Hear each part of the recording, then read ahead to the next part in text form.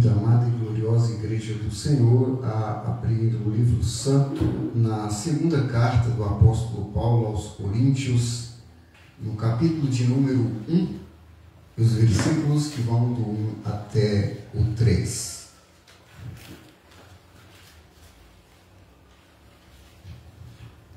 Segunda carta do apóstolo Paulo aos Coríntios, e o capítulo é o de número 1, e os versículos que vão do 3 até o versículo 6. E diz assim o texto sagrado: Bendito seja o Deus e Pai de nosso Senhor Jesus Cristo, o Pai de misericórdias e Deus de toda consolação. É Ele que nos conforta em toda a nossa tribulação, para podermos consolar os que estiverem em qualquer angústia, com a consolação com que nós mesmos somos consolados por Deus. Porque assim como os sofrimentos de Cristo se manifestam em grande medida em nosso favor, assim também a nossa consolação transborda por meio de Cristo. Mas se somos atribulados, é para o vosso conforto e salvação. Se somos confortados, é também para o vosso conforto, o qual se torna eficaz, suportando vós com paciência nos mesmos sofrimentos que nós também sofremos, ou podemos sofrer. Nós percebemos que o texto sagrado, ele nos traz o seguinte pensamento: o Deus de toda consolação. Às vezes a gente está em uma situação difícil em que nem nós mesmos compreendemos. Às vezes a gente até entende, mas outros não. E a gente procura consolo e conforto em pessoas, circunstâncias ou recursos e acabamos deixando de lado ou não compreendendo que Deus é a fonte inesgotável de consolo, de conforto, de todo o conforto que nós precisamos. Biblicamente, a palavra Deus é o ser supremo, o criador e sustentador de todo o universo. Então, qualquer coisa que você imaginar, é Deus que criou, e é Ele quem sustenta. Se imagina se Deus não vai sustentar a nós e consolar a nós em nossas fraquezas, se até as mínimas coisas Ele cria e sustenta. Você imagina um ser que Ele criou moldando com suas próprias mãos. Se você ler toda a história da criação, sobretudo o livro dos inícios, o livro de Gênesis, ele vai dizer: e Deus disse, haja aquilo, e houve. Haja luz, haja animais, haja água, haja terra, haja isso, haja separação entre uma coisa e outra.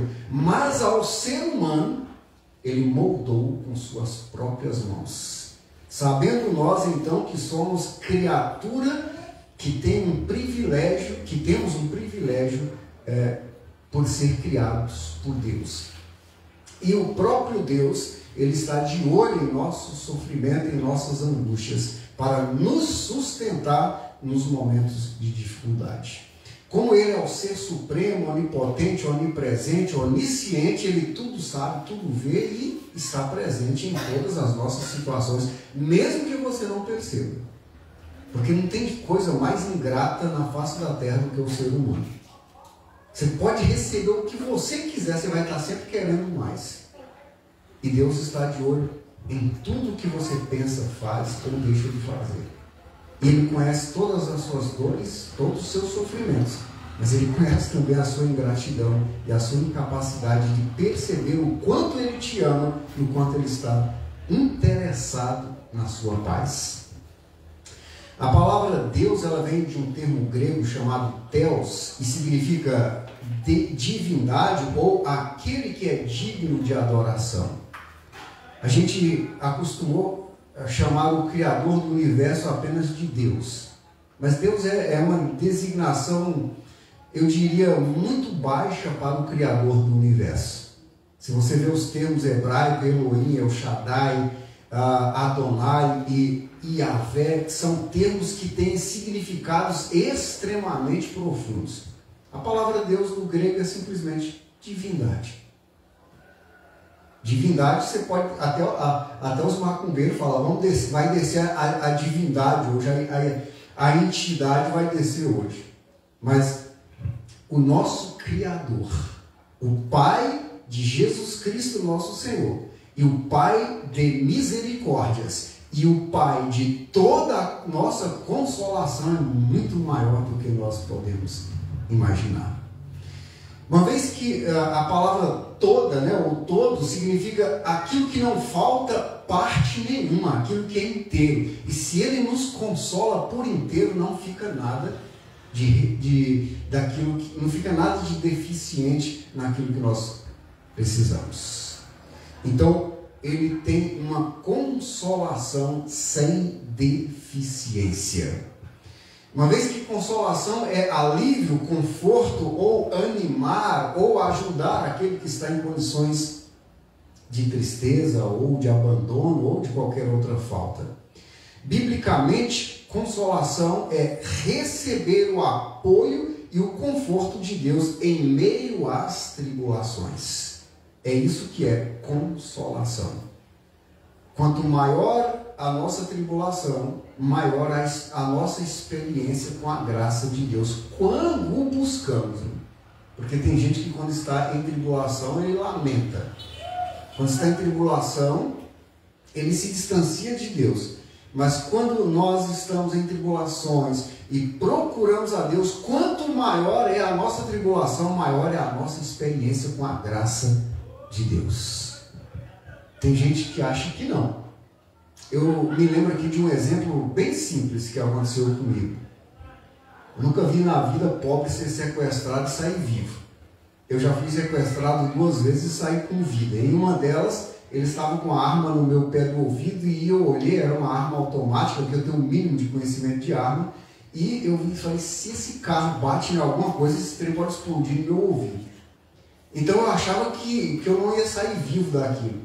E eu disse ao Senhor, Senhor, eu os perdoo para que por minha causa, ou se eles me matarem, que eles não sejam condenados ao inferno por minha morte. Só bastou eu fazer essa oração, eles colocou a arma em cima do banco e me devolveu o carro e me deixou embora. Quanto maior é a tribulação, maior é a experiência com a graça de Deus. Mas a grande maioria das pessoas na tribulação desespera, né? Lamenta contra Deus, murmura contra o próprio Deus, ao invés de render-se ao Senhor e aumentar a sua confiança. O texto, embora pequeno, é um texto bastante forte. E o tema desse texto é o consolo divino nas aflições e sua finalidade na vida cristã. Quando Deus nos consola, Ele não nos consola simplesmente porque Ele não tem o que fazer. Ele nos consola para que isso tenha uma finalidade na nossa vida cristã, na nossa vida com Deus. Todo verdadeiro cristão, ele se preocupa mais com os outros do que consigo mesmo. Você pode ter certeza disso. Se você não se preocupa com ninguém, duvide da sua conversão. Pode duvidar da sua conversão se você não se preocupa com ninguém. Mas um verdadeiro cristão, ele se preocupa mais com os outros do que consigo mesmo. Porque ele foi consolado não por homem, mas por um consolo que desceu dos céus e transformou a sua vida. Todos nós enfrentamos momentos de dor. Quem nunca passou por uma, né? Todos nós enfrentamos momentos de dor, de tribulação e de angústia. A raça humana, ela está sujeita a estas coisas por causa do pecado. Paulo disse em Romanos 5,12 que todos pecamos. Romanos 3:23, todos pecaram e carecem da glória de Deus. Portanto, nessas horas de tribulações, de desconforto, nessas horas, muitas vezes nós buscamos apoio em pessoas, ou em circunstâncias, ou em poderes, ou em recursos, ou bens, ou influências. Mas a Bíblia, ela nos lembra que existe uma fonte inesgotável de consolo. Que fonte é essa? O próprio Deus, que nos perdoa e nos liberta. E uma vez que estamos perdoados e livres, ainda que passemos por angústias, tribulações e coisas do gênero, nós estamos sempre confiando no Senhor. Por mais que a situação diz não tem jeito, você continua vendo uma saída lá adiante. É questão de tempo. Um verdadeiro cristão, ele não está preocupado nem mesmo com sua própria vida, porque se as situações não permitirem que ele saia vivo nesta terra, ele está vivo eternamente. Porque ainda que a sua vida não seja poupada aqui, é só uma transferência do estado material para o estado espiritual, do estado temporário para o estado eterno. É simplesmente uma passagem. Saio da terra e entro na terra perfeita. Saio da terra e entro nos céus, na presença do Criador, para com Ele viver eternamente. A grande maioria das pessoas parecem não confiar no Deus que diz que crê. Paulo, ele exalta a Deus, mostrando que Ele não apenas conforta, mas também nos capacita a confortar outras pessoas. É o que o apóstolo Paulo ele faz aqui. Ele mostra que nós não somente somos confortados pelo Senhor Deus, mas que também nós somos capacitados a confortar outras pessoas nas suas angústias e tribulações. É isso que o apóstolo Paulo ele começa a mostrar nesse texto. Uma outra coisa muito interessante é sobre a carta. A segunda carta do apóstolo Paulo, escrita aos Coríntios, ela foi escrita basicamente no mesmo ano da sua primeira carta. E ela foi endereçada à igreja em Corinto e também aos cristãos de uma localidade chamada Acaia, que era uma província romana que estava na Grécia. Paulo escreve à igreja em Corinto para dar a eles algum conforto, porque havia naquela época infiltrado falsos mestres que estavam tentando destruir a igreja, que era uma igreja recém-formada. Além disso, estava denegrindo a imagem de Paulo e também a sua autoridade apostólica. É como hoje, né? Quase não tem falso profeta hoje nos nossos dias. Tem 100 por 1. Para cada um profeta verdadeiro se encontra de 100 a 1000 falsos. O que já acontecia na época do apóstolo Paulo. Então Paulo ele chama os coríntios à reflexão em relação à mensagem por ele ensinada.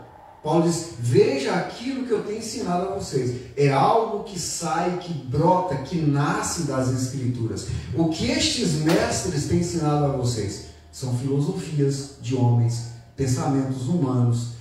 E talvez lá ou cá usa um trecho da Bíblia, mas contaminado, como fez Satanás em Mateus 4, tentando empurrar a Bíblia em Jesus Cristo. Porque tem gente que fala, mas estava usando a Bíblia, mas o diabo também usou a Bíblia. O próprio Paulo fala nesta mesma carta, segunda carta aos Coríntios, no capítulo 11, que estes falsos apóstolos que estavam adentrando a igreja em Coríntios eram falsos obreiros e eram imitadores do seu mestre, que era o próprio Satanás. Depois você pode conferir lá na segunda carta, nesta mesma carta, né, aos Coríntios, segunda carta aos Coríntios, capítulo 11, a partir ali do versículo 12. Então, Paulo fala que o próprio diabo se transforma em anjo de luz. Não é muito de admirar que os seus servos, os falsos mestres, também se transformem em ministros de justiça. E pior que está cheio, né? está cheio de ministros falsos, se transformando em ministros de justiça para confundir a mente das pessoas mais simples, principalmente, ou de pessoas que não têm tanto compromisso com as Escrituras. Então a mensagem de Paulo era uma mensagem honrosa, salvadora, transformadora, verdadeira e extraída das Escrituras. Ao passo que a mensagem dos falsos mestres é: a tua vida vai ser um mar de rosas, você vai ficar rico amanhã, você que está doente pode comemorar que amanhã a cura já chegou, você não deve nada a ninguém, suas dívidas estão quitadas num passo de mágica, você é cabeça e você não é cauda, pegando trechos do Antigo Testamento que eram referidos à nação de Israel como uma profecia passageira, uma profecia para aquele povo tão somente. E eles querem aplicar nos dias de hoje, como se fosse algo para toda a humanidade. Então, durante seu ministério, Paulo ele fundou muitas igrejas, instituiu diáconos, presbíteros, para cuidar do povo. E claro, com isso ele acabou atraindo a atenção e perseguição dos falsos mestres que viram seus lucros desabarem e o povo sendo conscientizado acerca da verdade. O medo de falsos mestres é o povo ser conscientizado e os seus lucros desabarem. É isso que os falsos mestres têm medo quando surge um mestre verdadeiro. E é por isso que eles querem acabar a todo custo com o trabalho, com o ministério e até mesmo com a vida dos profetas verdadeiros ou dos mestres verdadeiros. Então, por causa disso, Paulo ele enfrentou muitos desafios para defender o Evangelho, por amor do Evangelho. Paulo não desistia de pregar o verdadeiro Evangelho. Nota que hoje não é diferente. Quem tenta pregar o Evangelho genuíno continua sendo perseguido. E não precisa ser grande, não. Não precisa ter uma igreja de 20 mil pessoas, não precisa estar na televisão, basta você ter o mínimo de notoriedade ou ser reconhecido pelo mínimo de pessoas.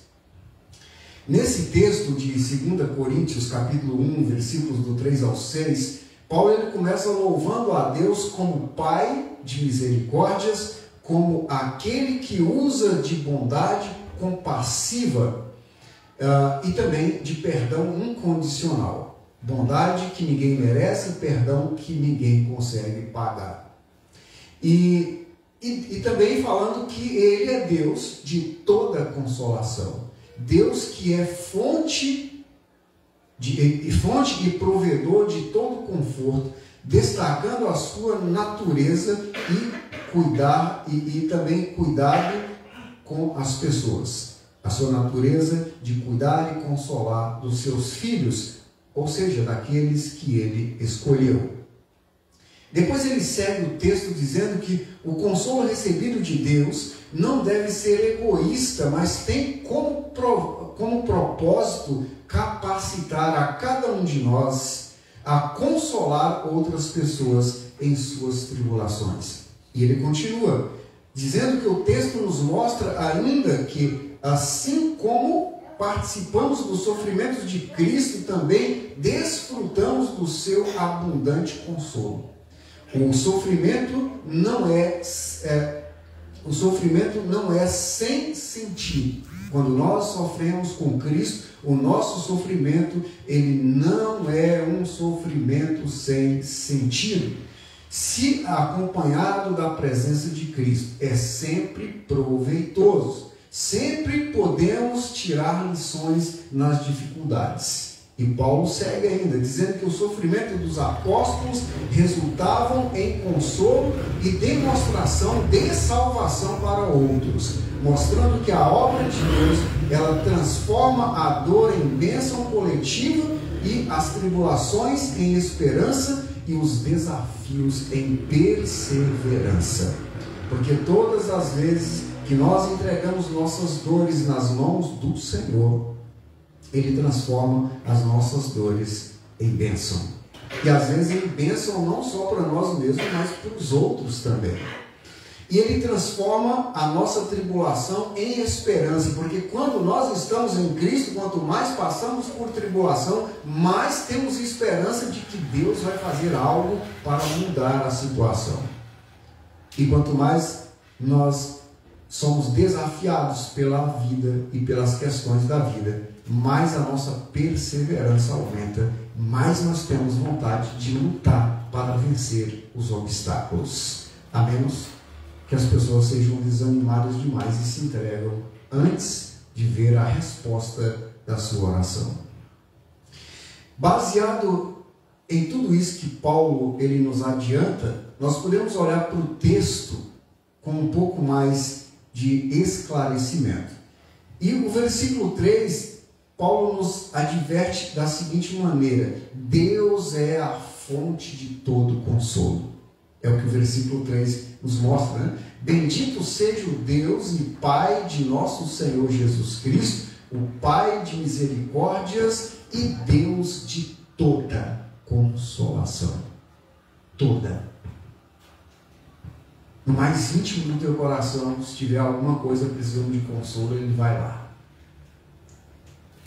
No mais íntimo do teu pensamento, nos mais íntimos dos teus sonhos, na tua mais profunda necessidade, se você estiver precisando de consolo, Ele pode ir lá.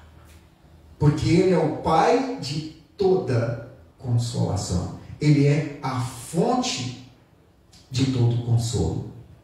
Ele é Pai de misericórdias. Nenhum sofrimento humano escapa ao seu cuidado. Seja ele qual for, nenhum sofrimento humano escapa ao cuidado de Deus. Ele tem cuidado daquele que se humilha na sua presença. O apóstolo Pedro nos garante isso na sua primeira carta, no capítulo 5, versículos 6 e 7. Que se nós humilharmos debaixo da mão poderosa de Deus, Ele nos exaltará, porque Ele tem cuidado de nós. Portanto, esse versículo 3 nos mostra que Deus é a fonte de todo consolo. E não há área em nossas vidas que Ele não possa consolar. Mas quando é que isso acontece? Quando nós nos humilhamos debaixo da sua poderosa mão. Porque tem gente que quer tratar Deus como seu igual, né? Eu estou mandando Deus resolver o problema da sua vida. Opa! Eu sou um Deus mais poderoso do que o Deus criador de todas as coisas. Eu estou determinando que hoje Deus vai resolver seu problema. Eu sou um cara mais poderoso do que Deus nesse ponto, né? Mas quando eu olho para o que Jesus Cristo faz, Jesus Cristo chega no túmulo de Lázaro e Ele diz: Pai, eu te agradeço porque me ouviu. Jesus Cristo podia ter dito: Pai, eu estou ordenando que o Senhor manda Lázaro levantar agora. Mas Jesus Cristo chega: Pai, eu te agradeço porque o Senhor me ouviu. E as Escrituras nos garantem que Jesus Cristo é Deus, né? João 10:30, eu e o Pai somos um. Mas o próprio Cristo não determinou que Deus lhe fizesse a sua vontade. Mas ao contrário, João 8:29 ele diz: aquele que me enviou não me deixou só, porque eu faço sempre aquilo que lhe agrada. Então, quando nós nos humilhamos debaixo das mãos poderosas do Senhor, Ele não deixa nenhum sofrimento humano se escapar, mas Ele está de olho em todos eles, porque Ele é Pai de misericórdia e Deus de toda consolação. Mas tem uma condição para isso. Precisamos reconhecer o seu poderio, a sua soberania e a sua grandeza. Precisamos entender o quanto Deus é grande e o quanto somos pequenos diante da sua grandeza. Já o versículo 4, ele nos fala sobre somos consolados para consolar, não podemos ser egoístas. O versículo 2 diz, o versículo 4, né, melhor dizendo, Ele que nos conforta em toda a nossa tribulação, para podermos consolar os que estiverem em qualquer angústia, com a consolação com que nós mesmos somos contemplados por Deus. O consolo não é estagnado, como diz o apóstolo Paulo, ou seja, não é algo que não flui. O consolo não é aquilo que nós recebemos e simplesmente cruzamos os braços. Eu estou bem, o outro que se vire.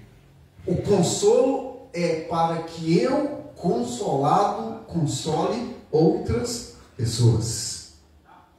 Para que eu, consolado, me disponha a servir quem está em angústia.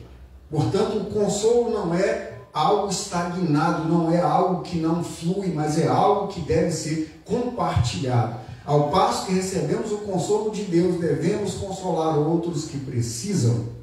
Como você pode ver aí na própria carta, na própria segunda carta aos Coríntios, capítulo 5, versículo 18, onde Paulo diz que nós fomos reconciliados com Deus para reconciliar outras pessoas com Deus. Portanto, quando nós recebemos algo de Deus, nós temos a obrigação de transmitir.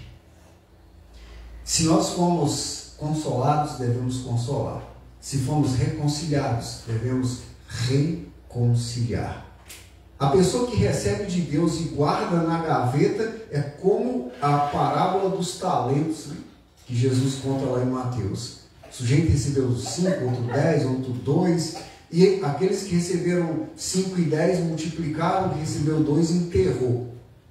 Quando o dono dos talentos chegaram, o que havia recebido 5 já tinha juntado 10, o que recebeu 10 já tinha juntado 20, e o que recebeu 2 estava com os mesmos 2, porque enterrou os talentos.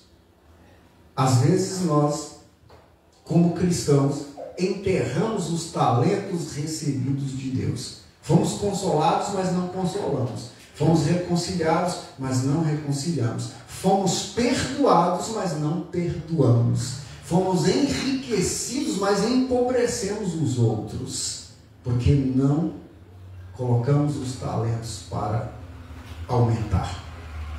Portanto, o cristão verdadeiro, ele se torna instrumento de Deus para aliviar a dor do próximo. Um cristão que não se preocupa com os outros, volta a dizer, é bom ele dar uma olhada na sua conversão. A sua conversão parece não ter sido uma conversão, mas um convencimento de estar em uma organização religiosa. Eu gostaria muito de explicar essa questão. Religião é o homem tateando na escuridão, procurando um Deus qualquer. Evangelho é Deus procurando você. Se você está numa religião, você está tateando no escuro, procurando um Deus qualquer. Mas se o Evangelho te alcançou, é porque Deus viu em você algo que podia ser transformado, e você é um privilegiado por ter sido alcançado pela graça e misericórdia do Senhor. Portanto, você não pode cruzar os braços diante dos talentos que Deus te concedeu. Aí você pode dizer para mim, mas eu estou passando por um momento difícil na minha vida, eu estou passando por uma situação terrível, mas você está vivo. Você tem força. Deus te consolou. Deus te deu consolo e te capacitou para ajudar pessoas que estão numa situação pior do que você. A nossa dor, a nossa tristeza, os nossos desencontros, as nossas tribulações não são motivos para nós cruzarmos os braços, porque Deus nos consolou, nos reconciliou e nos deu forças. Deixa isso para quem está lá no mundo. Quem está no mundo, qualquer sopro cai, né? Porque não tem onde sustentar. Mas quem está em Cristo, que venha o vendaval que quiser. Se você estiver seguro na mão de Cristo, o vendaval não vai te derrubar.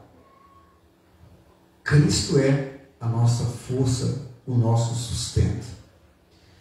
Quando a gente olha aí para o versículo de número 5, a gente vê o sofrimento cristão, ele é acompanhado pelo consolo de Cristo. É o que nos mostra o versículo 5. Porque assim como os sofrimentos de Cristo se manifestam em grande medida a nosso favor, assim também a nossa consolação transborda por meio de Cristo.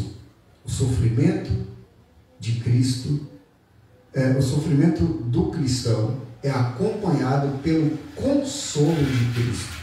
Sofrer com Cristo não é sinal de abandono, como muitas pessoas acreditam. Portanto, sofrer com Cristo não é sinal de abandono, mas de comunhão. Você já leu com atenção o que diz Paulo em Romanos 8,17? Aquele que sofre com Cristo, com ele também será glorificado.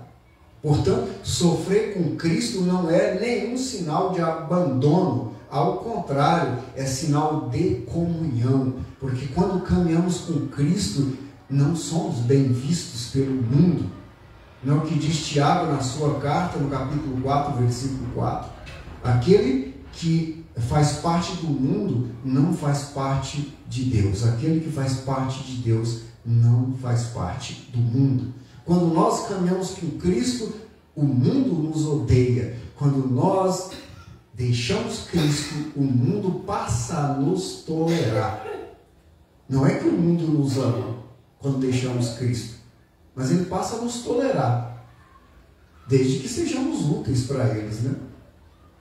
Você pode olhar que mesmo pessoas que não creem em Cristo, se não concordar com determinados grupos mundanos, ainda assim eles são perseguidos. Você precisa estar no mundo, no grupo que você se identifica com ele, para que ele não te persiga. É o que Paulo também nos fala em Efésios, né? Que a nossa luta não é contra sangue e carne, mas contra aquele que usa os que têm sangue e carne. A grande maioria das pessoas fica brigando com outras, mas na realidade, as pessoas que não aceitam você como cristão são usadas pelo inimigo. E a sua luta não deve ser contra essas pessoas, mas contra o inimigo que as usa. Então a gente vê que quanto maior a dor, maior a experiência da graça consoladora. Quanto maior é a nossa dor, maior é a nossa experiência com a graça consoladora que vem do Senhor. Se você se entregar verdadeiramente ao Senhor, por maior que seja o problema que esteja acontecendo com você, por maior que seja a dor que te acomete no momento, maior vai ser a experiência de Deus, maior vai ser a experiência de você com Deus. Porque Deus, ele está de olho naquele que se humilha debaixo da sua poderosa mão. Quando a gente olha aí para o versículo 6, a gente vê o consolo de Deus gera edificação coletiva. Versículo 6 diz: mas se somos atribulados, é para o vosso conforto e salvação. Se somos confortados, é também para o vosso conforto, o qual se torna eficaz, suportando vós com paciência os mesmos sofrimentos que nós também padecemos. O sofrimento dos servos de Deus pode se tornar testemunho de fé para quem ainda não vive pela fé. Como, por exemplo, o exemplo de Abraão. Se você olha Romanos capítulo 4, versículos 12 e 16, Abraão é o exemplo de fé até os nossos dias. Abraão se tornou amigo de Deus por caminhar com Deus, mesmo nas dificuldades. Você olha, por exemplo, a situação de Abraão, 75 anos, 75 anos com a mulher estéril. Deus chama Abraão e diz: deixa os teus parentes e vai para uma terra que eu ainda te mostrarei. Abraão não somente, e ele diz: farei de ti uma grande nação. Abraão não somente deixa os seus parentes, sabendo que sua mulher era estéril, aos 75 anos, vai para uma terra que ele nem sabia para onde era. Abraão vaga na terra que Deus lhe daria por 25 anos. Abraão, com 99 anos, as pessoas perguntavam para ele: qual o seu nome? Abrão. Abrão significa pai enaltecido. Aí, com 99 anos, mais ou menos, Deus muda o nome dele para Abraão. Abraão significa pai de multidão. Perguntava para ele: qual o seu nome? Pai de multidão. Quantos filhos você tem? Nenhum. Mas Deus disse: você será pai de multidões, você será abençoado, você terá uma grande terra, você será aquele que será exemplo para todas as nações. E a fé de Abraão foi honrada aos 100 anos com o filho da promessa. E Abraão, em toda a terra que ele pisou, esta terra foi conquistada pelos seus descendentes. Portanto, a bênção de Abraão, ela alcançou muitas pessoas, inclusive a nós. Ou você acha que você está aqui pelos seus méritos? A bênção de Abraão alcançou até nós, porque de Abraão nasceu o descendente que é Jesus Cristo. E por causa de Jesus Cristo é que nós nos encontramos aqui, salvos, livres e esperançosos da vida eterna. Não estamos aqui porque somos bonzinhos ou porque nos esforçamos para a nossa conversão ao Senhor Jesus Cristo. Estamos aqui porque fomos alcançados pela graça e misericórdia do Senhor. E Abraão faz parte dessa história. Imagine, por exemplo, o efeito positivo que causa um pai que consola com carinho seu filho pequeno que leva uma bela queda. Ele vai lá, levanta o filho, limpa as lágrimas, cuida dos arranhões e o abraça afetuosamente. Mais tarde, aquele menino já crescido, ao ver outra pessoa caindo, ele repete o mesmo gesto que um dia recebeu. Levanta a pessoa caída, consola e fortalece não só aquele, mas a outras pessoas. Assim é com o consolo que recebemos de Deus. Ele nos conforta e ao mesmo tempo ele nos capacita e nós aprendemos a confortar outras pessoas. Se não for assim, como eu disse para você, duvide da sua conversão, porque ela de fato e de verdade não tem muita utilidade. Se nós fomos convertidos para sermos egoístas e dizer: olha, eu entrando no céu já está de bom tamanho, a nossa conversão é uma conversão meia duvidosa, porque Deus nos chamou não somente para entrarmos na vida eterna, mas para contribuir para que outros entrem também na vida eterna. Dito isto, eu gostaria de fazer uma aplicação do texto para os nossos dias. A mensagem ela nos ensinou a confiar que Deus é a nossa fonte de consolo. É o primeiro ensino da mensagem. Ela nos ensina que Deus é a nossa fonte de consolo independente da situação, pois Ele agirá por nós quando confiamos nele. Todas as vezes que confiamos no Senhor, Ele age em nosso favor. Permitamos que o sofrimento seja instrumento de capacidade, ou um instrumento que nos capacita, isto é, da capacidade de se identificar com outra pessoa ou com o sofrimento de outro.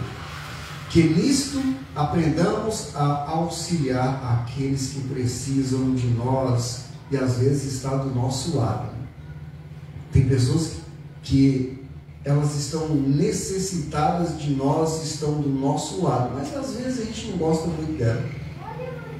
Deixa ele sofrer um pouco.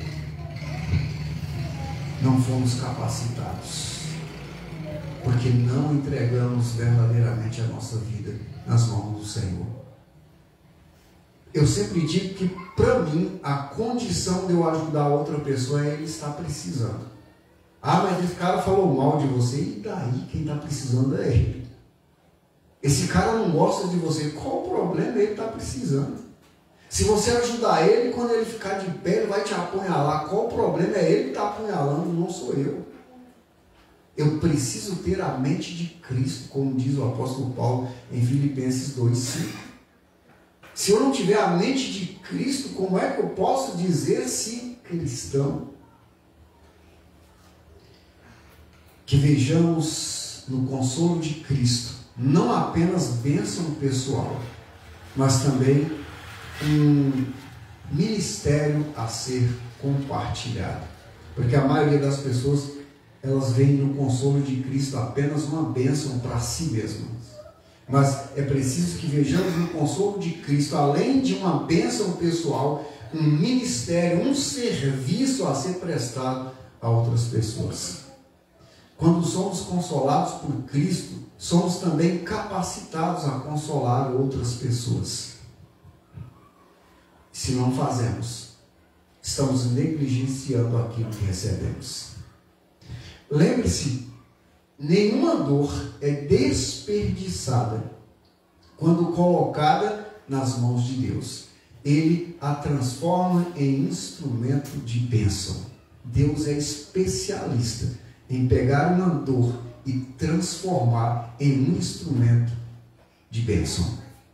Ou alguém que está passando por alguma dor em uma pessoa especialista em abençoar os outros. Deus, ele é especialista em transformar situações difíceis em situações de bênçãos. Ele é especialista em transformar macumbeiro em santo, cachaceiro em santo, mentiroso em santo, qualquer tranqueira que você possa imaginar em santo. Deus é especialista nisso. Dito tudo isso, podemos concluir que o Deus de toda consolação, ele nos mostra que as aflições não são o fim, mas um meio de experimentar a sua presença e compartilhar o seu amor. Às vezes Deus nos traz para Ele de uma maneira tranquila, às vezes Ele permite que passemos por situações difíceis para que nós possamos nos aproximar dEle. Ele nos consola para que sejamos consoladores. Assim, a comunidade cristã, ela se fortalece e Cristo é glorificado também em meio às dores e consolos da vida. Às vezes, até mais do que entre bênçãos e alegrias. Por uma razão muito simples. O ser humano, ele tem a tendência de ser ingrato. Por isso que muitas vezes Deus é mais glorificado em meio às aflições e consolos do que mesmo em meio a bênçãos e alegrias. Se você olhar bem, as paredes de um hospital, elas recebem as orações mais sinceras do que elas ouvem, né? As paredes do hospital, se tivessem ouvidos, ouviriam as orações mais profundas e mais sinceras do que as paredes de uma igreja. Porque tem muita gente cheia de hipocrisia orando na igreja. Mas no hospital nenhum hipócrita abre a boca para orar. Porque todos eles, naquele momento, estão aquebrantados por verem os seus entes queridos em sofrimento. Portanto, se as paredes de um hospital tivessem ouvidos, eu lhes garanto que elas ouviriam as orações mais sinceras do que as orações de muitas igrejas. Que nós reconheçamos a glória de Deus em todo tempo e em qualquer circunstância. Não só quando tudo vai bem. Porque tem gente que, em meio a bênçãos e a alegrias, elas esquecem de Deus, né? Quantas pessoas já atendi chegando à igreja dizendo: ora por mim, porque eu estou desempregado, porque a minha vida lá em casa está terrivelmente complicada, e a gente orava, e a gente atendia, a gente acolhia, e quando o cara arrumava o primeiro emprego, ele ia embora da igreja. Quantas pessoas a gente já viu assim? Na aflição ele se aproximou de Deus, na bênção ele se afastou de Deus. Até hoje tem um cidadão que estava numa situação dessa, até hoje. Não faz muitos dias eu encontrei ele. Todas as vezes que eu encontro ele, ele abaixa a cabeça, ele não consegue olhar nos meus olhos. Como se eu fosse alguém que o abençoou e como se ele tivesse sido ingrato a mim. Né? Faz pouquíssimo tempo que eu encontrei ele abaixa a cabeça para passar perto de mim. Quando ele estava como diz o ditado popular, quando ele estava na pindaíba, ele chegou, pediu oração, era o cara que chegava, era o primeiro cara a chegar no culto, era o último a sair, sempre tinha uma conversa no final. Quando ele conseguiu o primeiro emprego, que ele estava bem, comprou a sua moto, foi a primeira coisa que ele fez, foi abandonar Jesus Cristo. Por isso que eu disse a você, que às vezes Deus é mais glorificado em meio às tribulações e os consolos, do que mesmo em meio às bênçãos e às alegrias. Porém, Deus é Pai de toda consolação. Não importa a situação, Deus é Pai de toda consolação. Se o seu consolo é na área financeira, Ele é Pai dessa consolação. Se é na área emocional, se é no teu coração, se é na tua mente, se é em uma perda, se é em uma conquista, Ele é Pai de toda consolação. Se é na sua necessidade, se é na tribulação, Ele continua Pai de toda consolação. Como diz Davi no Salmo 139, a partir do versículo 4, a palavra nem chegou ainda à minha boca e tu já conheces toda. Se eu subo aos céus, lá tu estás. Se eu desço no mais profundo do mar, também lá tu estás. Onde poderei me esconder de ti? Ele diz no versículo 16, ainda nenhum dos meus dias tinha sido formado, ainda nenhum dos meus dias existiam e tu já conhecia todos. Por isso Ele é Pai de toda consolação. Aqui, onde você estiver, seja nesta vida, seja na outra, seja na alegria, na dor, na tribulação, na conquista, no sucesso ou na angústia, Ele é Pai de toda consolação. Que Deus, na pessoa gloriosa de Cristo, continue abençoando ricamente a cada um de vocês. Quero convidar a amada e gloriosa Igreja do Senhor a se colocar de pé para que nós possamos agradecer a Deus por mais esta riquíssima oportunidade que Ele mesmo nos concedeu de estarmos aqui e sermos beneficiados por sua graça e por sua misericórdia. Lembra que no início deste culto, nas nossas orações, nós pedimos a Deus, não só por nós mesmos, mas também pelas pessoas que estavam doentes, enfermas, oprimidas, deprimidas, encarceradas e tantos outros pedidos que foram feitos aqui. Eu quero lembrar a vocês que você não precisa repetir isso, Deus já anotou lá. Que neste momento você agradeça a Deus e espere nele, que Ele trará a resposta que você colocou, a resposta dos pedidos que você fez, caso você os tenha feito com fé. Poderoso, amado e glorioso Deus, em nome do nosso Senhor e Salvador Jesus Cristo, nós queremos te agradecer em primeiro lugar pela tua viva presença em nosso meio. Queremos te agradecer também, papai querido, por cada alma preciosa, por cada vida preciosa que aqui está. Obrigado, papai querido, por este encontro, por esta comunhão com o Senhor. Obrigado por esta palavra que nos consola e nos dá a capacidade de consolar a outros. Pai querido, em nome de Jesus Cristo, nós te agradecemos porque todo o mal foi repreendido em nome de Jesus Cristo e não há mal que resista a este nome. E em nome de Jesus Cristo e para a glória do teu nome perfeito, nós acreditamos que o Senhor já está agindo por tua infinita misericórdia.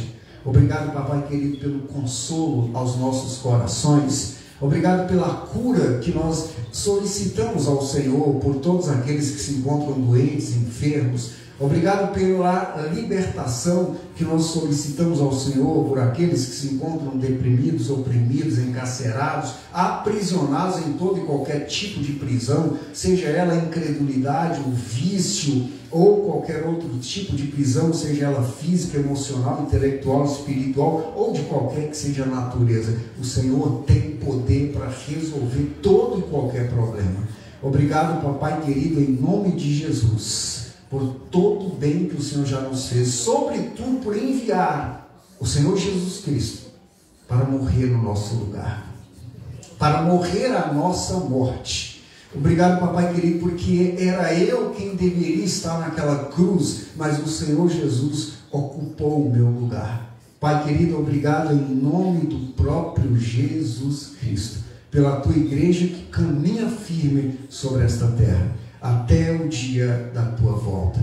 Graças te damos, papai querido, por aquele ente querido que nós colocamos nas tuas mãos. Nós já te agradecemos pela libertação dele, pela conversão dele, pela cura dele. Nós já te agradecemos. E se isso não for possível, que o Senhor nos conforte e nos console, para a glória do teu perfeito nome. Em nome de Jesus e pelo poder que há neste nome, que o Senhor possa abençoar grandiosamente, poderosamente, com paz, prosperidade, fidelidade, santidade, sabedoria e desejo de vida eterna a cada um dos que aqui se encontram e também os seus familiares. Em nome de Jesus Cristo. Amém. Graça e paz a todos. Um excelente retorno aos vossos lares. Um restinho de final de semana cheio da graça de Deus e uma semana abençoadíssima debaixo da proteção do Criador. Que Deus os abençoe ricamente em nome de Jesus Cristo. Só lembrando, amada igreja, que amanhã, a partir das 18 horas, tem mais oração, né, irmãos? Que Deus continue usando poderosamente a cada uma de vocês. Que Deus os abençoe em nome de Jesus. Graça e paz a todos e até o nosso próximo encontro, se assim Deus nos permitir.